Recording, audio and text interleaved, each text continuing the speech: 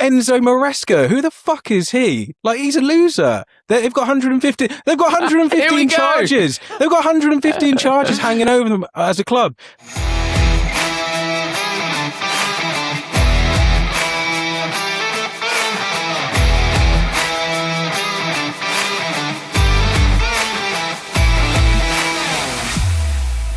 Let's kick it off. I'm your host, Steve, and I'm joined today by Ash and Uz, and we have a new season upon us, the 2026-27 Premier League season and Champions League, because United are back, of course, so we can talk about the Champions League more this season. So just before we get into the football, just start, Uz, good summer break. Has the football come round a bit too quickly for you? Or No, I'm looking forward to it. Can't wait.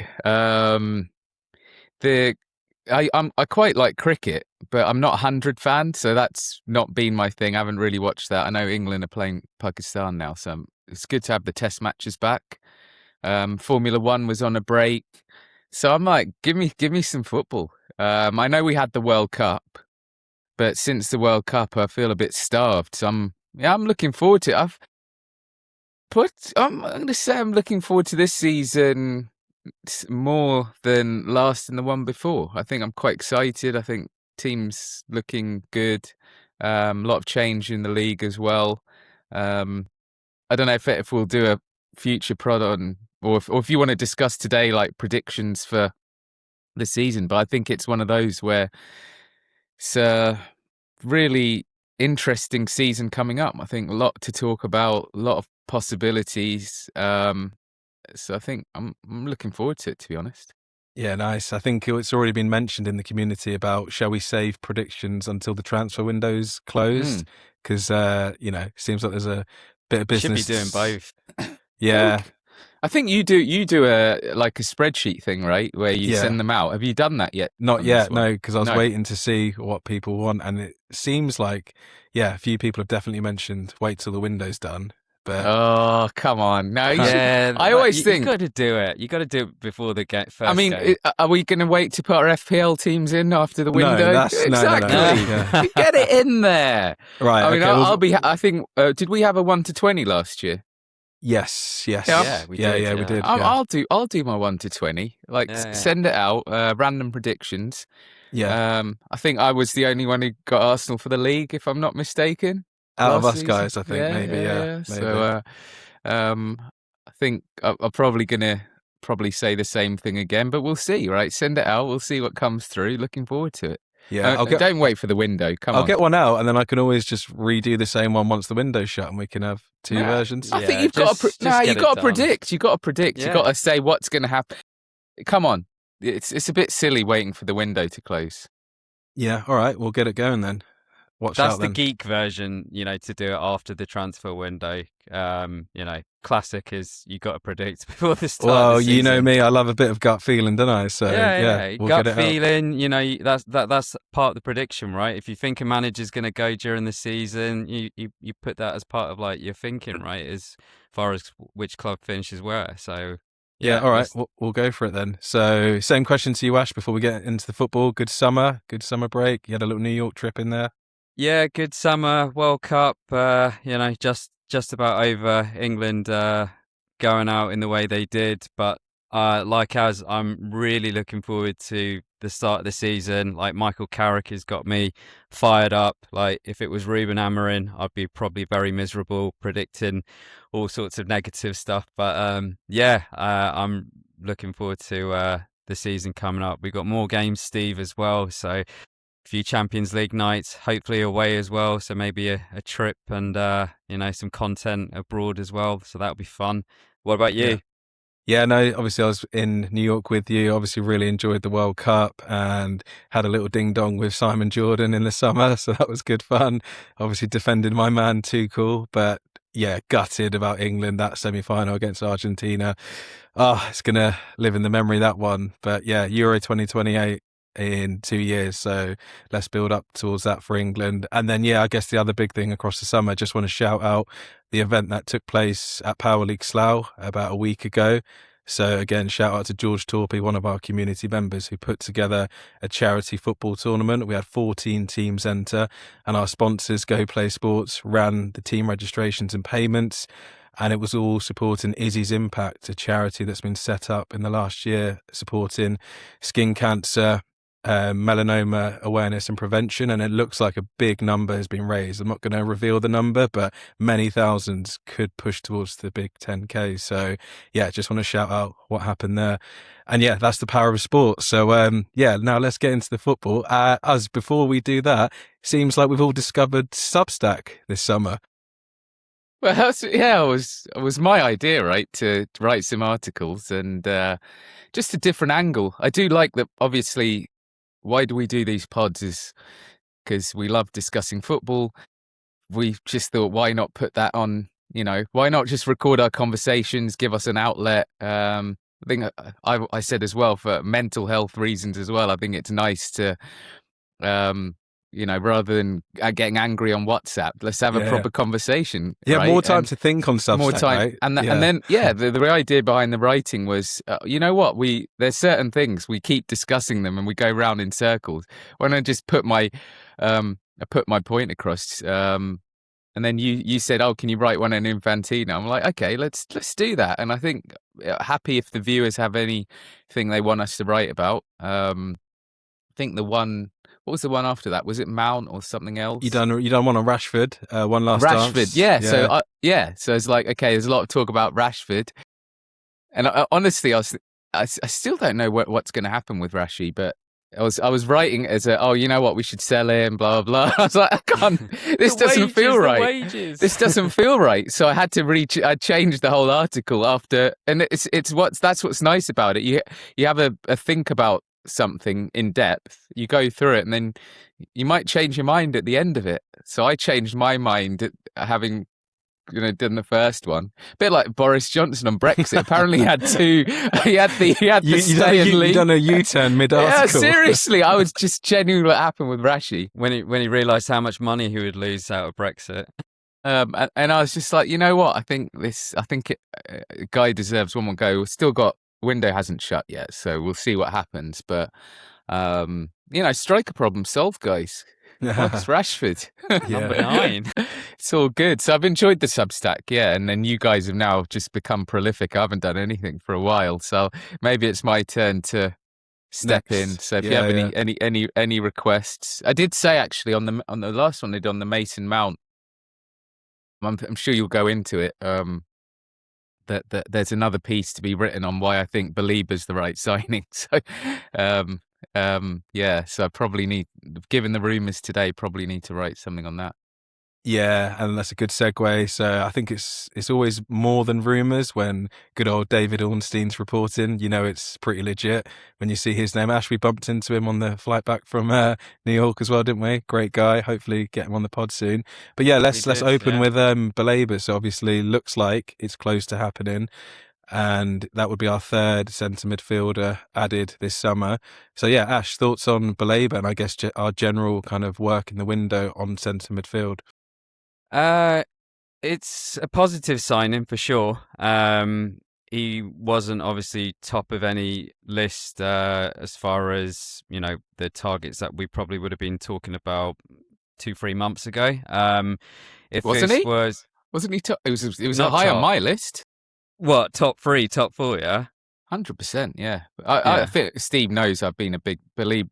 I've always said the two signings I've wanted are Baleba and Wharton. I've always thought Baleba, Wharton, they're the ones I want. And then Elliot Anderson stepped in and was really good. But to be fair, Ash, you would have signed Fernandes and Tonali by now, so they were higher on your... Or Elliot Anderson, yeah. Elliot Anderson was top of my list. I mean, look, I was going to say Carlos Baleba, I think 2 summers ago now. So basically, the first time we went for him, I was obviously very excited about him because he had a fantastic season with Brighton, showed all the attributes that we're probably talking about we're missing now, especially with the almost like fallout of the AC Milan game against Ruben on Saturday.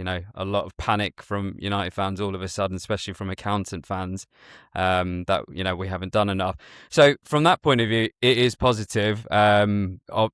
The backdrop is obviously he had a pretty poor season last season. So yeah, we'll see if he can bounce back. The raw materials are definitely there, which is great. As far as the other signings, Tielemans, good signing for 35 million. If you read in my Substack article, it's more of a short term. So we're potentially like kicking down a problem, down the road for like 2 years down the line. And then Andre Santos, he's the clear data signing. I've not heard about Andre Santos from, like the fan groups and like journalists. But yeah, his name is prominent for the last 2-3 weeks, so hopefully he's going to be a genius signing, as I mentioned in my article. But we'll see. The numbers look impressive, but, it's a very small data stack. So we'll see how it goes. Steve, you don't think signing a 29-year-old is kicking any can down the road, right? For you missed. We should have signed Harry Kane, who's what is he now, 33? Yep. For you, surely Tielemans is an absolute slam dunk, a brilliant move. Yeah, I think that's the best signing of the summer, because he's right age profile in terms of he can hit the ground running, a bit similar to the signings last year with the two Premier League players in Mbeumo and Cunha. You sounded quite down on it a couple of weeks ago. You said, that was the signing that we should have done like 2-3 years ago, right? So you wanted to get him at like 26, yeah. Yeah, but like he's still a player that can come in and make a difference. If I'm looking at that signing in isolation, yes, good signing. If I'm looking at the window in the bigger picture, Santos, unknown prospect. Baleba, yes, good profile, playing under the Man United pressure, etc. Like, we'll find out in terms of whether that's good. And I guess, like, if we'd have recorded this pod today and that Baleba news hadn't have broken, the tone of this pod would be a bit different. I think now that if Baleba is going to happen, for me, that moves the window in terms of centre midfield from unacceptable to acceptable. Maybe just acceptable. Maybe pushing on good, but if you look at Tielemans, that's the hopefully the guarantee. Baleba and Santos, they're prospects. Variables. Yeah. You've lost Casemiro, who's had a big season last season. So for me, and plus the added games, 10 to 20 more games this season. So that's why that's almost like minimum expectation. For me, if they sign Baleba, are we going to do the Mbeumo with Baleba and Baleba? Yes. We're gonna have to get him to tell us how to say his name properly. Believe it. If we sign Carlos, right? For me, 3 midfield signings is a massive upgrade on Ugarte and Casemiro. The problem with Casemiro is he scored a lot of goals and set piece goals, and I think that's really hard to replace. But if we're saying pure midfield play, I think that's a great window. On Santos, I'll be honest, in the second half of last season, I watched a lot less football. So I was only watching United games, really. I didn't have the time to watch around the Premier League. So the only game I watched of Andre Santos was when we played Chelsea. And I remember that day thinking he was the best player on the pitch. I don't know if you remember that game. I was thinking, who is this guy? He's unbelievable. So when we signed him, I was still sceptical. So I went and go and asked all my Chelsea fans, tell me about Andre Santos. They think he's quality. They were really upset. They were like, oh, this ownership's a joke. I can't believe this guy was really good. He's a great prospect. So I can only go off from the fans actually watch their team week in, week out. And one game I've watched, right? I didn't watch much of Chelsea, honestly speaking. And he was excellent that day. I don't know if you guys remember. I remember Kobbie Mainoo being the best player on the pitch. But yeah, point taken. Like similar feedback from Chelsea fans that I know that, he's a good prospect. But, I think Steve's probably going to touch on it. Like Manchester United is a different animal in terms of the pressure. We're coming back into Champions League. So there's a lot of unknowns. I can sit here and be positive, as in like, especially like Statman Dave and channels like that, they've really portrayed like his numbers to be good as far as tackling. He's good at dropping in to become almost like that third centre back and like ping the ball around. So there's good prospects, but proof will be in the pudding. But he's played in. This is the thing. He has actually played in the Premier League at a decent team at a decent level. So 13 starts as like last season. but at least there's some evidence that he can 13 handle. games. Yeah. That he can There's handle the evidence. league. Now, my question to you though is, what is so good about Mateus Fernandes that you think that he would have been the guy and you would have gone and spent 85 on him and the massive wages? That's my issue, is that it feels like because we missed out on the number one target, or one of the more reported targets, let's say, to a massive fee and massive wages, you think that's a mistake? We should have overpaid. What's so good about Fernandes? I mean, without getting too much into it, like he had individually, he had an excellent season for West Ham. Even at Southampton, he was one of the best players. So he was on the up. I guess, like, if you compare it to Baleba, which is what you're saying, like, he was really bad last season. Like, if you watch the footage of Baleba, he was really poor. So it is a gamble. He did improve the a price. lot, I would say. He did improve a lot as the season went on. I also think that... Hence the price as well. Like, they're talking 60. I think we might have to meet in the middle and get to like 65, 70. So the discount is because of his form, right? If he was anywhere near, so even if he was 25% as good as he was in season 1 at Brighton, he'd be north of 80 million, which gives you a nosebleed, right? And isn't this exactly the perfect... This is how you do smart transfers, right? Well, it will be only proven with the performances and results, so we'll see, right? You pay what you get as well. I need to write the... But this is not... I'm not saying this as a kind of, we've now getting Baleba, so I'm going to be positive on him.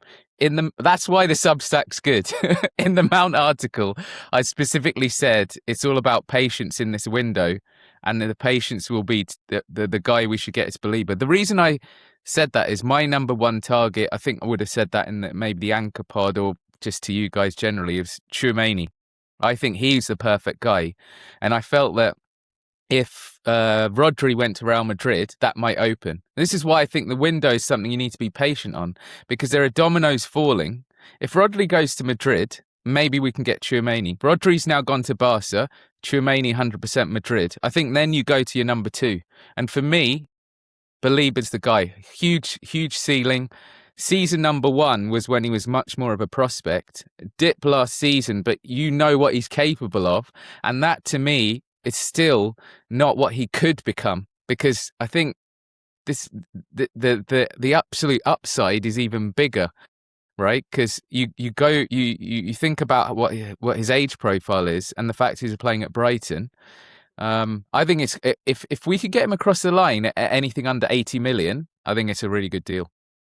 Steve, what do you think about this Baleba discussion so far? Yeah, I'm not going to sit here and act like a data analyst and I know how good these players are going to turn out. I would just say, let's remove Baleba from the conversation for a second, because it's not done. And if it does happen, we can have more discussions about it. I would look at the window as a whole and say, we're going into this season with 10 to 20 more games versus last season. We know it's going to be more challenging.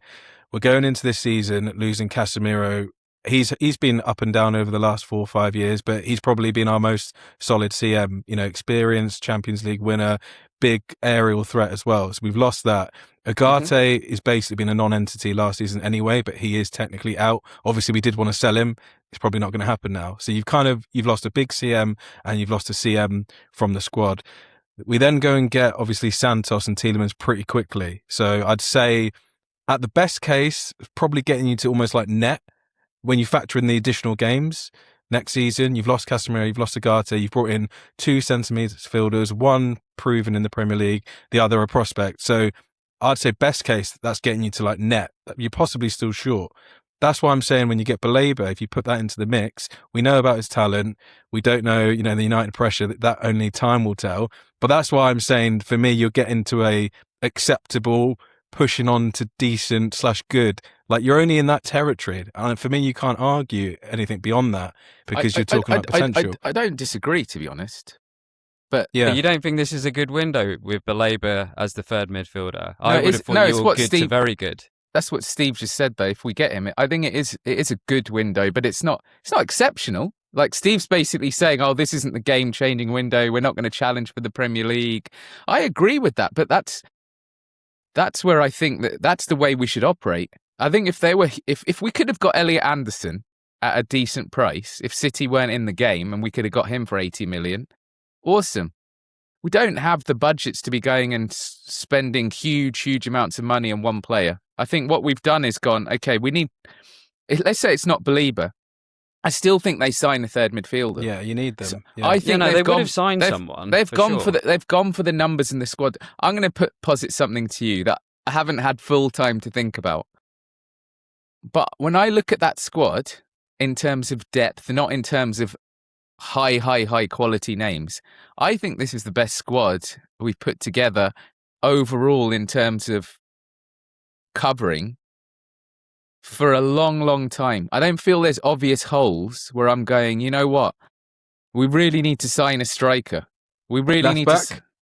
Don't think that's by design. I No, it is by your design. Point, No, no, it it's not. It's not, because there's lots of players who are on big wages that you can't move, and that's why they've stayed. But I understand your point. But it's in terms of numbers. In terms of numbers, you're right, because, for example, you've got potentially 6 centre-backs, as an example. So who else in the Premier League has 6 centre-backs? Yeah. It's debatable so it's like a lot the of quality. People, for example, yeah, I've said that. The top No, level that's what I'm saying. Like, I agree with your numbers point. But for example, there's been a lot of talk, we need another striker, right? A lot of talk of... I think that's one area we might, though. Yeah, I disagree. I think what I think they want to do is move Xerxes out and bring someone in. But let's say we can't move Xerxes out for whatever reason, and we count him as a body. I still think Mbeumo can play up top. I think Mbeumo played up top more than Sesko started, if I'm not mistaken, under Carrick. I think I've written the article on Rashford. For me, Rashford, striker under Ten Hag, given the minutes, he can play up top as well. And then you've got Sesko coming back as well. You can't have too many players, and you've got Xerxes as a backup as well, right? And you've got Cunha can play up top as well. He's played up top for Brazil. Yeah, so based on that, would you guys have done Danny Welbeck? Got options. I wouldn't have done Danny Welbeck unless you can get Xerxes out. I would have got the Xerxes. No, Xerxes going. Let's presume that, and then if Xerxes Danny Welbeck, goes, would you guys have done that? You know what I would have done? I said it on the Carl Anka pod, didn't I? They're much more and Carl Anka said, "I'm crazy. Can't sign 35-year-olds." Right? Who did you say? Lewandowski. Oh God, no. But I mean, in fairness to Carl, and I guess Az is going to say it, like, you know, wages. He's a different profile, right? Like having Lewandowski on the bench. Guessing, yeah, that's what I'm saying. Danny Welbeck fitted the criteria of like good body in terms of, like, you know, if we have injury concerns, then he'll sit on the bench, or, you know, he'll play, and he knows the club, which is, I think, one aspect, you know, we should maybe also touch on with Casemiro. I think their ambitions might be higher, but we'll see. If Xerxes goes out, they might try a Mateta, for example. Who would be even better than Welbeck, Ollie Watkins, right? maybe. Or Ollie Watkins in the last minute. There's rumours of Watkins to Saudi, Al Hilal. There's a potential for maybe a Tony, bring Tony back. All of these names that I'm just mentioned there, Watkins, Tony, Mateta, I think are better than Danny Welbeck. So I think their ambitions might be potentially higher. But let's say we sign none of them. I'm happy with Mbeumo up front with playing Ahmad on the wing. I'm happy with Rashford playing more minutes. I'm happy with Cunha. I think the striking position attacking numbers look good. You sign 3 midfielders. I think you've now got 4 stroke, you know, the Mason Mount, maybe 5th body right in the central midfield. I think, as Ash mentioned, centre-backs well covered. I like my goalkeeper. I agree that full-back, in terms of quality, looks weak, but let's say Shaw goes down, we probably need a left-back. But you could play Dalot there, you could play Mazraoui there, you could play Aiden Heaven there, you could play Lisandro Martinez there. I feel in terms of numbers and bodies, we're actually okay. When we do our predictions for the season, for me, we are going to qualify for the Champions League again, and that should be the aim. I think this squad is good enough and comfortably good enough that we're a top 5 team, comfortably, and therefore you don't need to panic. Well, that clearly is the aim. I don't think it's a case of that should be the aim. I think that is the aim. That's clear. Like, because What should be the aim? To win the title? No, but No, the aim can be to challenge for the title. Or be on the coattails of like the top two. Because if this is the thing, it just depends like on your ambition and expectation, even as a fan, right? So we were 17th. Right? Yeah, well, that's an with anomaly. the squad that so everyone we'll said scrap isn't that. good enough. Yeah, but with the squad that everyone said isn't good enough. But We to finished challenge third, so I don't know why you're going back to finishing 17th. No, because to then challenge for the title next year, which I'll be honest with you, I don't think there's a non-zero percentage that United don't win the Premier League. Well, Yeah, that's I only wouldn't have said that last year. Well, this is exactly our point. There's an opportunity to nip in and not If necessarily win Arsenal- it, have a yeah. challenge. Great. And we, Okay, and fine. we are accepting. But why would Matheus Fernandes and Sandro Tonali have been the difference? That's the bit I don't get. You're saying that now because they haven't come. You're a typical accountant United fan where because these guys haven't come. It's not true. Because these guys. I would have always said the fee and the wages are too high. You would The have fee said and if these guys had signed, you would have been dead excited. No, Possibly okay, even more let me- excited than let me- Tielemans and Santos coming Let in. me clarify. If those two names had come in, I think they would have been a higher, a better player. Tielemans is a hard one because I actually really think Tielemans is really good. But I'm going to go with you and say I think those two would have been a better pair than Tielemans and Santos. But the amount of money you would have spent on them means you can't get Baleba. And you've just rocketed up the wages where Kobbie Mainoo's going to ask for a bump up in wages. He's going to do. Kobbie Mainoo on his next contract is going to ask for more money his anyway. next contract, but especially my point is, when Bruno is getting an extension and probably higher wages. Bruno's Bruno. He deserves every. When we talk about who's the ceiling in the team, the other players are going to benchmark against the highest earner, right? It happened with David De Gea. It happened with Alexis Sanchez. You can nod. You can shake your head. You have to be class. If you reach that level, you have to be class. If you pay Matheus Fernandes £250,000 a week, that's a different story. So I think what they've done is shown some discipline. You can argue that it's either net, flat, maybe slightly worse. I think it could be better because I actually think Tielemans, and you talk about getting him 3 years ago, I think he's the best Tielemans now that I've ever seen. I think certain players mature and improve. Maybe Unai Emery helped him. Maybe it's just his natural improvement. Yeah, but you're only going to get 2 or 3 years of good service out of him. This is the point. No, but fine. For next season, what I'm saying is the amount of money we spent, 85, is it total? Yeah. It's the same amount of money just on Fernandes, and the amount of. No, it is. And forget Fernandes. What about Anderson? What about Anderson? Anderson, we couldn't get. Well, this is what you're saying, but you couldn't. Because he went to Man City. This is the issue. Manchester United fans are a little bit deluded. They think every player will just come to us. He clearly chose Man City. No, he did, but we didn't go in hard enough. It's like the same. It's the same with Harry Kane. It's the same with managers that you said we can't get. But what does going hard mean? It means sell them the fucking dream. Sell them Old Trafford. Sell them we are investing in this club. Sell them Manchester City offered 116 million. They've got Enzo Maresca. Who the fuck is he? Like, he's a loser. They've got 150. They've got 115 charges. They've got 115 charges hanging over them as a club. They've extended the Etihad for Oasis concerts. They're not filling that for football games. You know what, Steve? Even if they did, they'd be buying AI robots for support. You know Man City. Don't tell me Man City are a bigger pool than Manchester United. That is deluded, my friend. You've just given the exact spiel that Jason Wilcox gave Elliot Jason Wilcox. He did. And Elliot Anderson showed his character when he said, Jason Wilcox. You know what? You guys are losers. Selling the dream. I'm a younger person. I don't remember United winning the league. I've seen City win multiple leagues and Champions Leagues. Az, can I just ask you a question, though, right, about this whole wages, transfer fees, right? If Elliot Anderson joined, right, you're absolutely deluded if you think he'd come for 80 million, right? He would have cost 100 million plus because no. City offered 116, so we're going to have to pay that. Yeah. Let me finish the point. So I mentioned it in the article as well. So it's kind of like because you're big on central midfield as well. In summer 2023. Yeah. We all actually agreed that we should have got one of Declan Rice or Caicedo, if not both, right? Instead of One wasting of them, money yeah. on Onana. And who did we get that summer with 1 year left on their deal, Steve? Mason Mount on high wages, right? So we blew money, right? Poorly. So we missed out on that window on the two best available central midfielders in 2023. Since 2023, there hasn't been that much churn in that central midfield area of like available quality Premier League midfielders until this summer. And we've missed probably the top four available midfielders in Anderson, Guimaraes, Fernandes, and Tonali, right? Not saying we can't get them all, but I'm just saying from that pool, This is you've missed out on everyone, right? So just quickly on Elliot Anderson. No, but they're not the top four. They're not the top four. That's my point. Best available, I said. No, because Tielemans is probably 3 in that list.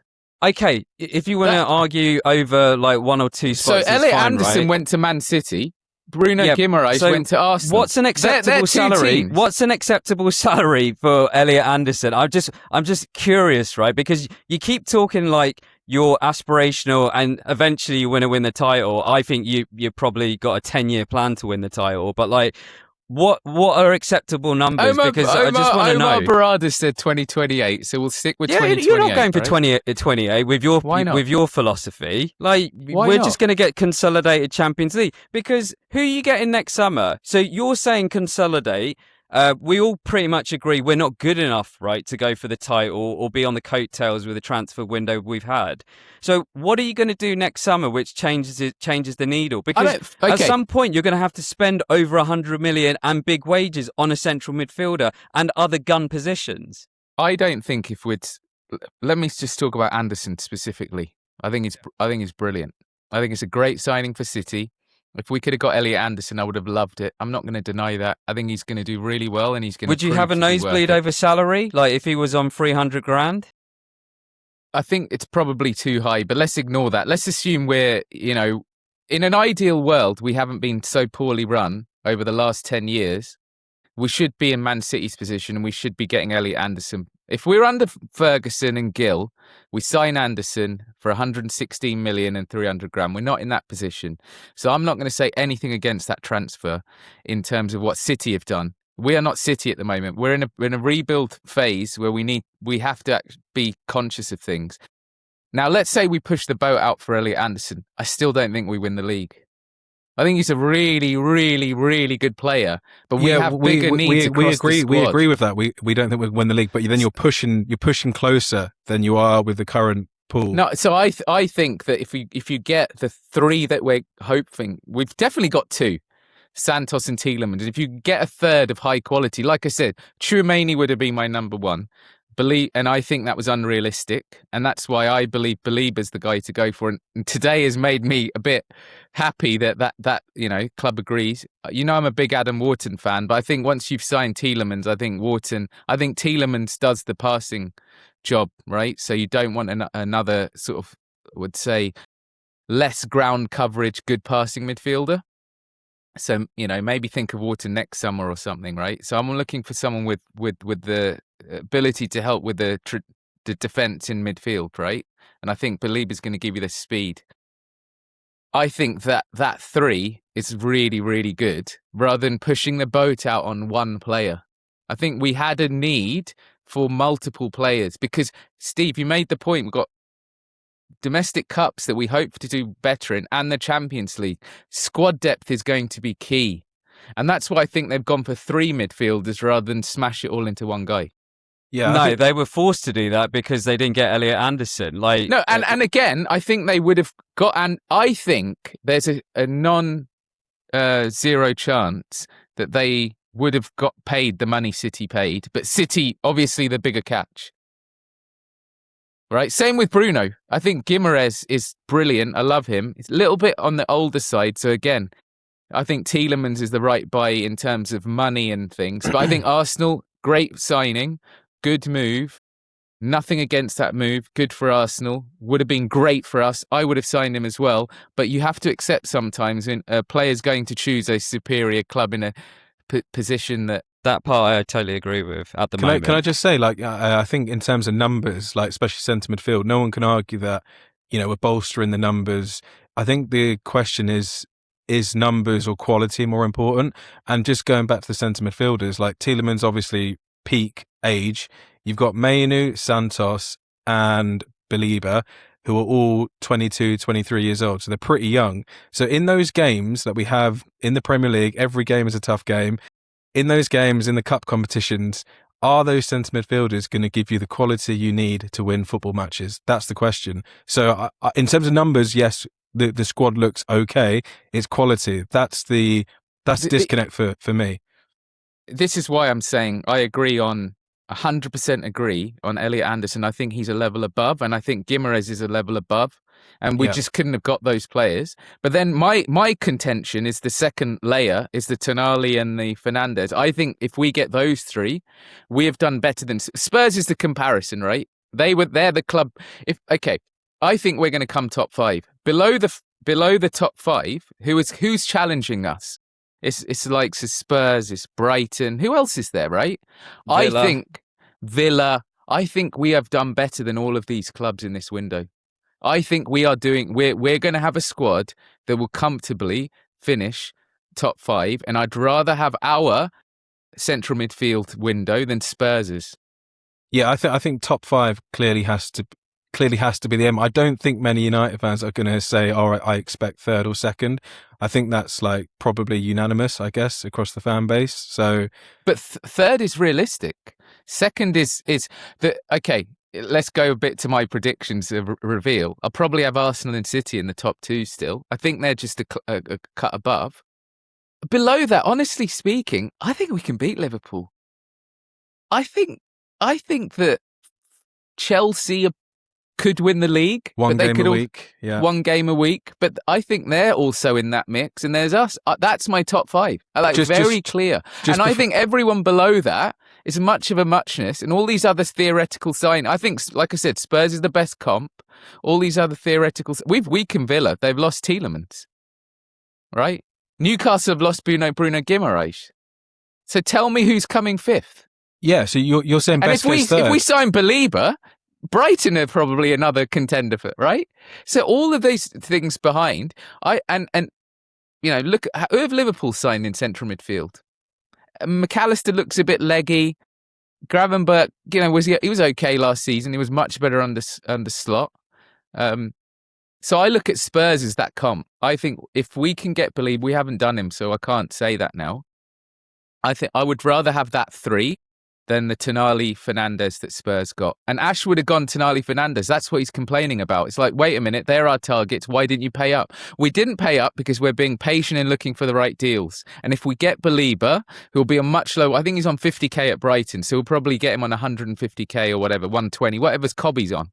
Right? Andre Santos will be the same, probably on 100, 120k, minimal wages. Tielemans probably on 200, probably similar to like Mbumo and Cunha level.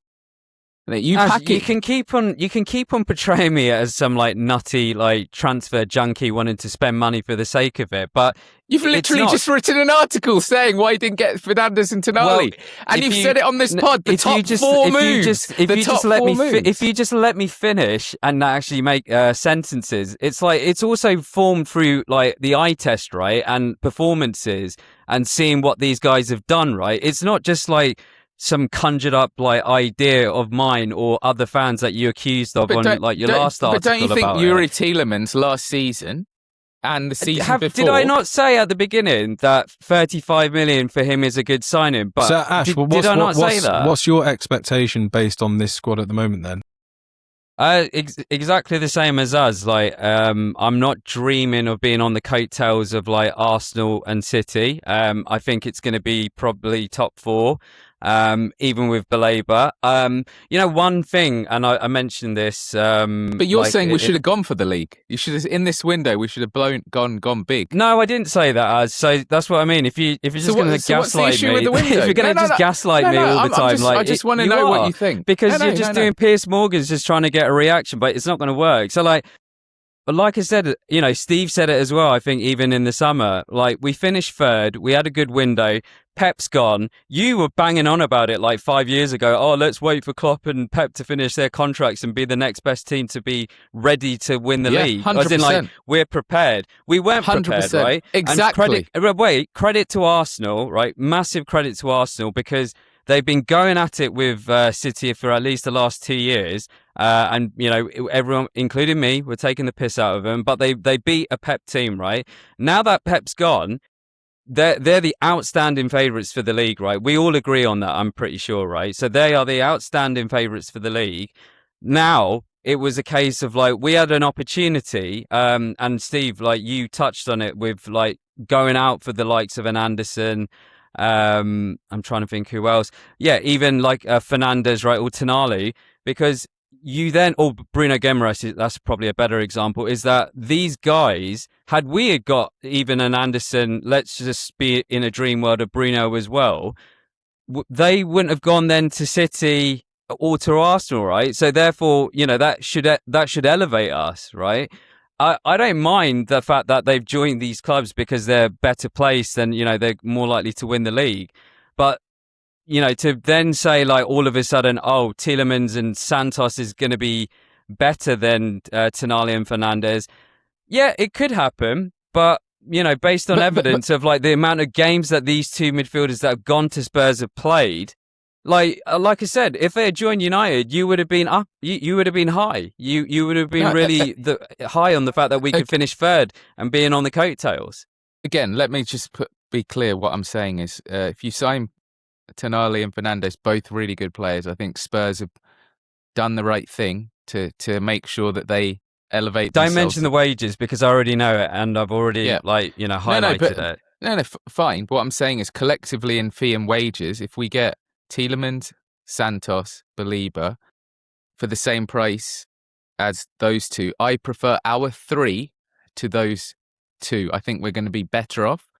Ignoring the whole, it's going to bump everyone else's wage. Let's ignore let's imagine no one knows anyone's wages and they don't have this issue. The expense is basically the same. I will take our three over Spurs' two. I think we're going to have a better window if we execute Baleba. And I think we easily beat everyone to the last Champions League spot.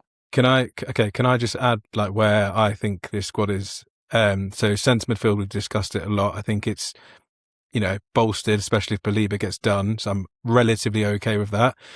Goalkeeper, obviously happy with Lomon's brilliant season last season. You signing a striker, Steve? Hopefully, so I'm going to go through the whole squad in 1 minute for you. So goalkeeper, happy. Hopefully next 10 years sorted. Left back, concerned. Don't trust Luke Shaw. Centre back, concerned. Don't trust the quality of any of these centre backs. Right back, concerned. Don't trust the quality of any of the right backs. Centre midfield, touched on.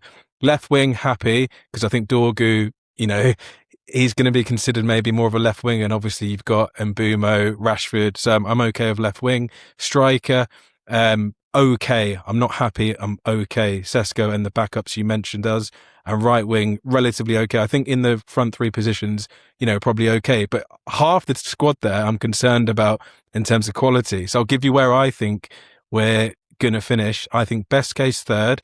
I think realistic fourth, fifth. And I wouldn't be surprised if what Laura said to me the other night, I think Carrick's going to flop this season. I could see us dropping into anywhere between 6th to 8th, and it wouldn't surprise me. Given the extra games, given the lack of quality that I'm concerned about in the team. Who's taking the place then? That's my question. I just don't see a better team. Wait, okay, the predictions are going to come out later this afternoon. I'll have a bit of time to think about it, but it's the Premier League. It's why we love it. Anyone can come from anywhere. I just don't see it. I think Villa are weaker. Spurs are coming back, but they're coming from a low base. Okay, sorry. So just Arsenal, City, 1 and 2, we said. Liverpool have got a great squad, so they're we know the top five. What I'm saying Chelsea, is, who breaks fourth. the top five? Who breaks the top five? No one. United will do it. Well, so then... I think Aston Villa have got a chance to get in that top five. I'm not so high on Chelsea. I know they have the 1 game week, but I should have said this at the start of last season, where I was low on Wirtz. I feel the same with Alonso. Like, I think he might tank at Chelsea. Oh, we've got a wager. We've got a wager, right? Spurs. Who knows? With Spurs, they Spurs, who obviously, knows? right? Like, As no in Europe. Deserby. No. Yeah, there'll be teams. Ash, listen, we've got a bet here. Well, I love a little cheeky bet. Yeah, I'll take that bet. The old- Chelsea outside the top 5. I'll take that. No, not that. So like we always, Steve. Do I owe you a pizza? I'm sure I owe you something. Probably some dessert and some. Yeah. Let's do the bet. Chelsea versus Villa. I think Chelsea above Villa next season. Yeah, I'll go Villa. Yeah, I'll go Villa. Cool. Yeah. This is what we love here on the. Well, this is the Let's thing. kick There'll it be a off. That's team what we that love. will come out of nowhere and challenge for that top 5. There could be, but I just don't see it. So I feel fairly confident. But let's talk through what you just said, Steve. The back 4. You're really, really worried about the back 4, and that's fair enough. Who do you like? Who do you not like? So Is there anyone you it'll like? be quicker to tell you the ones that I do like. And Exactly. That's, So the only potential for me is probably Heaven and Euro in the back line. So And is that more on the fitness side because of De Ligt? A lot of it is Martinez? fitness. Yeah, like if Martinez and De Ligt could stay fit, then I think they're decent, good. But would they be your first? Who'd be if everyone's fit? We've got 5 centre backs. Who's your first choice? Probably De Ligt and Martinez, the 2 sick notes. Yeah. So, okay. Yeah. And then De Ligt's full training now. Well, there's been footage. I'll believe That's it when what I happened see, this season. see he is back in training, which is really good. And then let's say, who's your third choice then? Where does Harry fit? Probably Harry. So actually, 2 guys you rate are 4 and 5. Doesn't that show you depth of centre back? Yeah, that's what I said. I'm okay with the numbers across the squad. My concern is the quality, and then it comes down to what's going to get you up the table. Is it numbers or is it quality? For me, no, but you're quality is actually always saying the underestimated. quality of Martinez, Argentina international World Cup finalist, and Matthias de Ligt, who was probably our best defender before he got injured, as a back 2. Aren't you saying actually the quality is top 5 quality? I think probably top 5. Yeah, so 5th, 4th. But then if De Ligt gets injured, if Martinez gets injured, if Mount gets injured, you just said you really like Heaven and Euro though. Yeah, but as prospects, I think you're missing something in the the age profile between them. So I think but the 4th and 5th should be prospects, right? You shouldn't have 5. Yeah, that's fair. But then if you're 1 and 2 can stay fit, then that helps, right? Yeah, that's important for us. And then talk to us about fullback. I think the interesting thing is Baleba could probably do some left back minutes. I assume that's why. I think they're looking at someone. If you look at it, then the names being mentioned. Was it Lewis Skelly was mentioned? Yeah. Lewis Hall's been mentioned, and now Baleba, all left-footed players.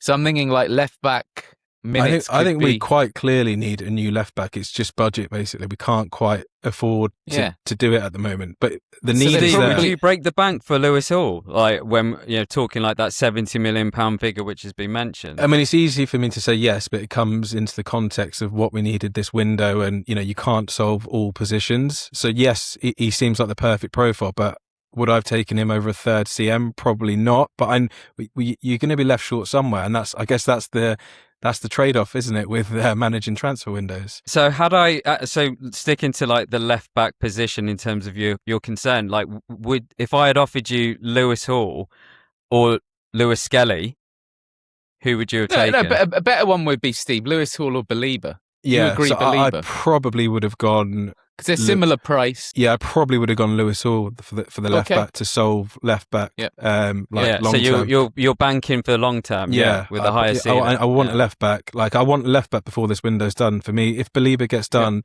left back is the next position, and then if you can get a striker, then that's the bonus, I guess. So if they sign a left back, in my opinion, because then you could be moving to a good window. That's what I'm saying. I actually think you're going to. No. I think it's going to. If we get Baleba done, or a third midfielder of high quality, right?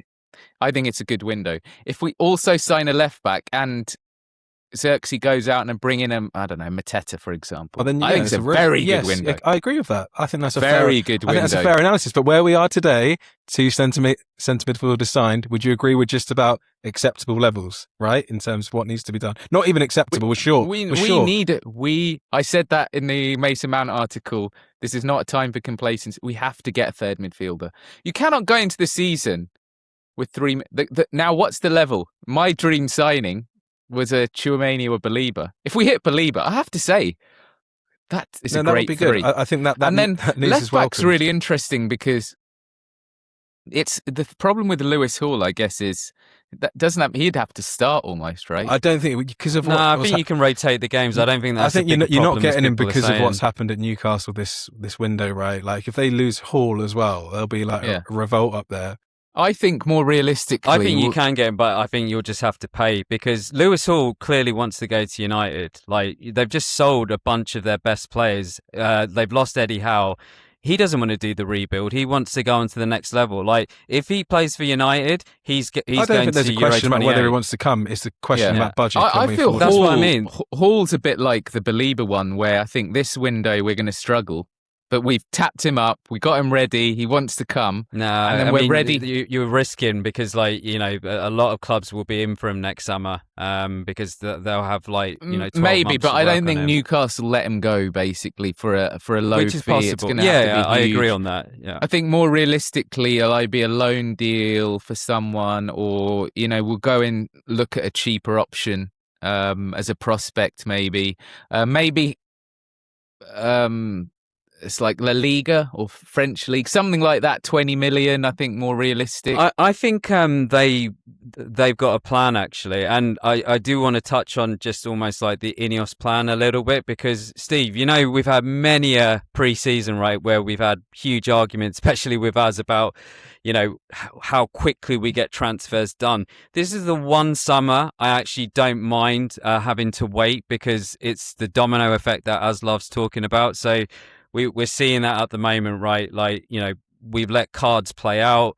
That's why we're getting Baleba now as opposed to 4 weeks ago. So, you know, even like maybe even 2 seasons ago, I'd be like, why are we getting Baleba like, you know, 4 days before the season's going to start, right? But because of the window, because of the craziness, like we, you know, haven't touched on transfer fees like Morgan Rogers at 120 million, I think it was. So look, fees are very expensive, right? So I don't mind it's a Ineos. bubble, don't you think, Ash? Don't you think it's a bubble? Yeah, it's a crazy bubble, right? I feel like it's a bubble that those mid-table clubs are now suffering from. So you've seen Villa and Newcastle have to sell their best players because it's unsustainable. At some point, you have to be sensible with the numbers that you're working with, and I just do you feel know why like do you know why the Rogers was do you that know why too much? Yeah, you know the Anthony Gordon fee. Do you know the reason why it was like in comparison relatively low? Because Newcastle had to get a sale done to be compliant. That's why they sold at 65 because otherwise you'd be thinking, you know, 80 plus or, you know, a Premier League club getting involved at that level. I mean, like, for example, Alex Scott, who I don't think will end up coming to United. Chelsea put in a bid for him at 65 million. I'd expect him to go to Chelsea, especially if Enzo goes to City, right? So it's that domino effect that Az is talking about. Like, so for once, I'm actually comfortable with like having to take it to the last day of the window. And on the left back, I think what they're planning to do is they're going to see what happens with Lewis Hall. They've probably got a price, and that's the level they'll go to, which is probably 50, maybe 60 million, right? They're not going to go higher than that, which I respect. And then I would imagine David Rahm, who's at RB Leipzig, German left back, captain of the club as well, good leadership material. I think we'll hit that towards the end of the window if we can't get Lewis Hall done.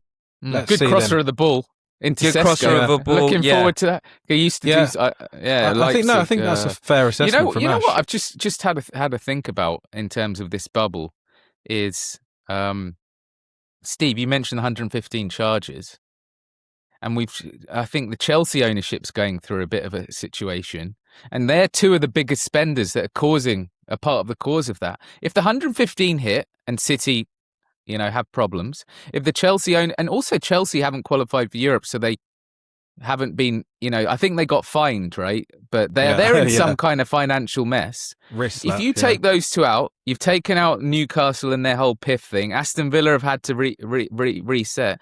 Next summer, you would assume, a bit like with AI and stock prices, you know, Are we going to see? Correction. Yeah, I mean, look, let's be honest, right? Nvidia, Well, Meta, I've been saying Microsoft. for like a year I or think the so. transfer market is a bit like the AI bubble, right? I've said That there's I a think reckoning coming. There's a reckoning coming. right, and Yeah. if you're a smart player, you go, you know what? Be sensible, stick to your guns, do your Tielemans, do your Santos at 50. Look at, but Baleba, Brighton wanted 100 and something plus. Wait on that, right? Just be calm. Have the number you're willing to pay, and things will hopefully automatically readjust. And what you do in the meantime is consolidate, get your finances back in order, get your cash position solid, pay off, get those big wages off the book, and look to then go again next summer.